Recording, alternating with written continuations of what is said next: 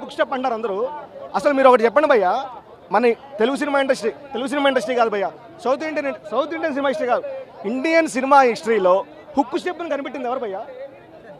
ఉనానమస్గా ఎవరు చెప్పేదేంటి? మెగాస్టార్ చిరంజీవి గారు.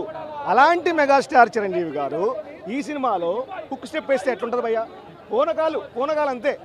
ఇటుపక్క జెన్జీ కిడ్స్, అటుపక్క మా లాంటి 80-90s కిడ్స్. ఆ హుక్ స్టెప్తో చిరంజీవి గారు వేస్తుంటే 2 కళ్ళు కాదు భయ్యా, ఒక 100 కళ్ళు అరువు తెచ్చుకొని చూడాలి భయ్యా. అలా ఉంది హుక్ స్టెప్. అసలు చిరంజీవి గారి గ్రేస్ గురించి మనం ఎట్లా చెప్తాం భయ్యా? ఇందాకే చెప్పాను, ఆయన 1970s ఎంటర్ అయ్యారు భయ్యా, ఆయనకి 70s వచ్చింది భయ్యా. ఏమైనా తగ్గిందా గ్రేస్? ఏం తగ్గదు. గ్రేస్ తగ్గలే, స్టైల్ తగ్గలే, మాస్ తగ్గలే, ఏం తగ్గలే. అదే డిసిప్లిన్, అదే డెడికేషను, అదే స్టైలు, అదే స్వాగు.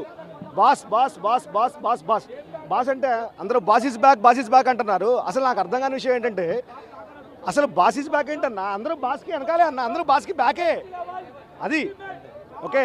ఈ సినిమా అనిల్ రావుపూడి గారు విఎఫ్ఎక్స్ లేకుండా, గ్రాఫిక్స్ లేకుండా, స్టార్టింగ్ నుంచి ఎండింగ్ వరకు songs, dance, comedy, story, screen play, family emotions, మధ్యలో చిన్న మెసేజ్లు, మధ్యలో చిన్న ఇన్స్టాగ్రామ్ మీమ్స్ అన్నిటినీ మంచిగా బ్లెండ్ చేసి సినిమాని అవుట్ ఫ్యామిలీ ఎంటర్టైన్ చేసి మనకిస్తే ఇవాళ మనం చూసిన రిజల్ట్ ఉనానిమస్ బ్లాక్ బస్టర్. అంతే, ఇక వేరే తాటే లేదు. సంక్రాంతికి చిరంజీవి గారు, అనిల్ రావుపూడి గారు, మనశంకర వరప్రసాద్ గారి టీం అంతా హిట్టు కొట్టేశారు భయ్యో.